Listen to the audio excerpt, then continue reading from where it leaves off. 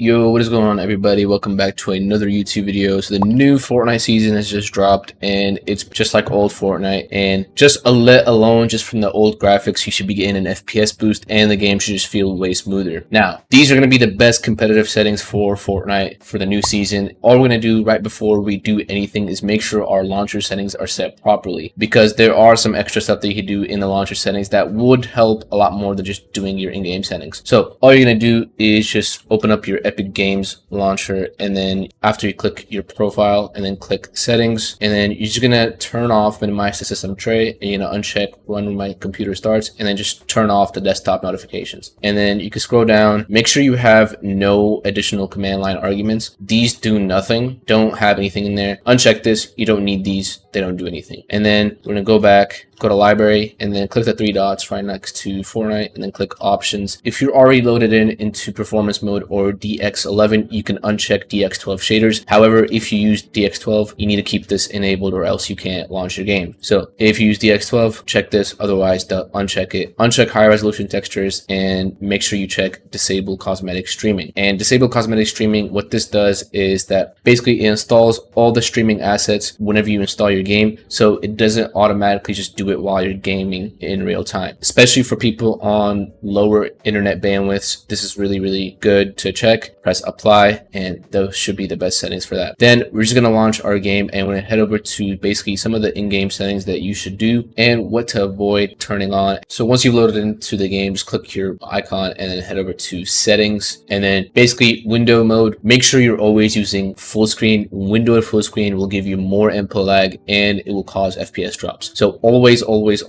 use full screen mode. If you are having trouble using full screen mode with stretch res, you need to follow one of my guides on how to set up stretch resolution.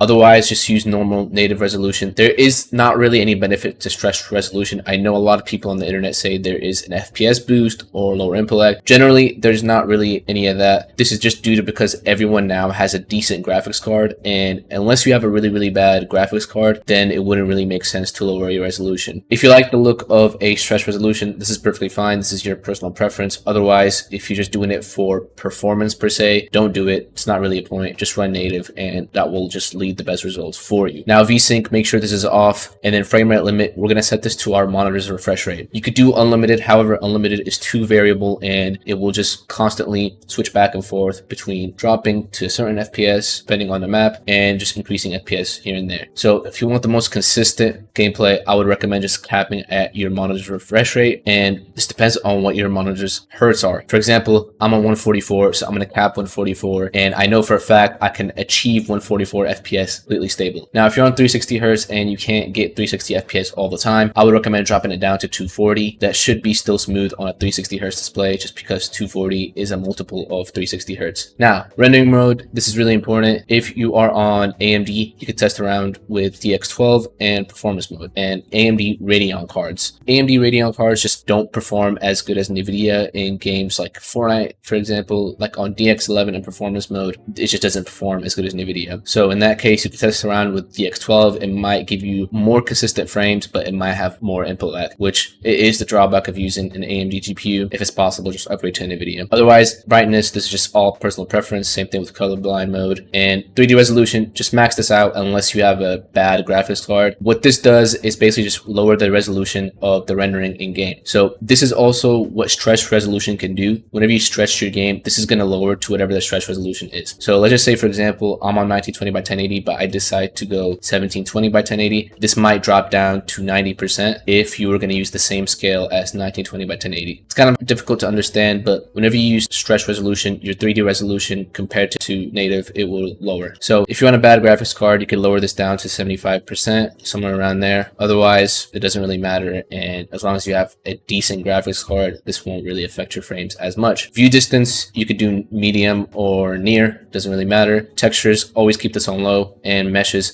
keep this on low if you're on performance mode. Show FPS, set this to on. Report performance stats, just disable this. Now we're going to scroll back up. We're going to actually switch back to DX11 just so we can see some of the bottom settings down here, and we're going to restart our game. So we're back on DX11 just so we could see some of these extra settings down here, like NVIDIA Reflex Low Latency. So latency markers and GPU crash debugging, just turn these off. Nvidia reflex low latency, set this to on. On plus boost can cause issues like stuttering or just instability, so make sure you just use on, and then report performance stats, again just set to disable. Then post processing and all these, set them to low, and make sure anti-aliasing and super resolution is set to off. And then we're gonna head over to the gear icon at the top and scroll down, and we're gonna turn off Nvidia highlights and peripheral lighting, and then you can scroll all the way down and turn off these energy saving settings. Record replays, you could turn this off if you don't use replays whatsoever. Whenever you record replays, it does take a bit of performance out of the way, and if you want the best possible performance possible, you would turn this off. Otherwise, if you use replay, just keep it on. Otherwise, just turn it off if you want the best possible performance. Now, audio, sound quality, you could do low, but this honestly depends on your PC. If you have a really bad PC, then do low. Otherwise, there's not really a point of this. Visualize sound effects. This also kind of takes a toll on your FPS. If you don't use this, and if you have a really bad PC, set this to off, but generally a lot of people find this helpful, so I would just recommend keeping it on. All right, so we're gonna head back, and then we're gonna pretty much just set our game back to performance mode and restart it, because we're all done with the in-game settings. Now, here is where we're gonna go over just some basic settings like Nvidia control panel and some stuff within Windows. So we're gonna right click on our desktop, click Nvidia control panel, and we're gonna head over to adjust image settings with preview, and we're gonna set this to use the advanced 3D image settings, and then press apply. Go to manage 3D image settings, and then I'm gonna set this to off. Just copy these settings that I have on the screen and scroll down. Low latency mode, this depends on your graphics card. If you have a really bad GPU, set this to ultra. If you have a relatively decent GPU, just set this to on. Scroll down, make sure you have no frame caps on here, and then power management mode for maximum performance, preferred refresh rate, highest available, shader cache size, unlimited. Scroll down, threaded optimization. Now, if you have a bad CPU, keep this on. If you have a good CPU, set this to off. It will give you lower input lag if you set this to off if you have a good CPU. Otherwise, leave it on. Scroll all the way down, make sure vertical syncing is off, and then virtual reality pre-render frame set to 1. Go to adjust desktop size and position. If you don't use any stretch resolution, set this to no scaling, and then press yes. And you can do this for both of your monitors if you want to. And then we're gonna head over to change resolution, and we're gonna click use Nvidia color settings. Make sure output dynamic range is set to full. Press apply. It's gonna make your colors pop a lot more, and it's just gonna make everything a lot better. You can do this for both of your monitors if you want to as well. Now, that's pretty much it for Nvidia settings. Now we're gonna go over some general Windows settings. Just go to your Windows settings, and then go to gaming, go to game mode. I recommend for most of you turn this off, but if you're on a quad core CPU, and what a quad core CPU is a CPU that only has 4 cores. And to determine how many cores you have, go to your task manager, go to performance tab, click CPU cores, look at that. I have 6, so I would turn it off, but if you have 4 cores, you might want to test on and off with this. Xbox game bar, turn this off. This is garbage. And then go to system, go to advanced display settings, make sure your refresh rate is set to the max, and then go back and go to graphics settings, turn off hardware accelerated GPU scheduling. This is not good. Go back. Notifications, turn these off. Power and sleep. Make sure you're using high performance or ultimate performance in here. I'm using my own power plan. I'm going to go to storage, and you can turn off storage sense, and then shared experiences, turn this off. Go back to home, and we're going to go to apps, go to startup. Just disable anything that you don't need in here. So for example, I don't need this. Apps and features. You can go in here and start uninstalling stuff that you don't need. And then we're going to go to privacy, scroll down relatively all the way, find background apps, make sure this is set to off. And then we're going to go to personalization, go to colors, and turn off transparency effects. So that's going to be pretty much it for the best competitive Fortnite settings, along with just some general tweaks within Windows and Nvidia control panel that will just give you lower input lag drastically and give you more FPS. If you want a full PC optimization service where you actually get lower input lag in general and you unlock the most possible FPS out of your current system, go to the link in my description. I've worked with people like Booga, and if you want a PC completely custom built for you and optimized for you and tested for you before you even get it, go to the second link in the description. Thank you guys for watching. I'll see you guys in the next one. Peace out.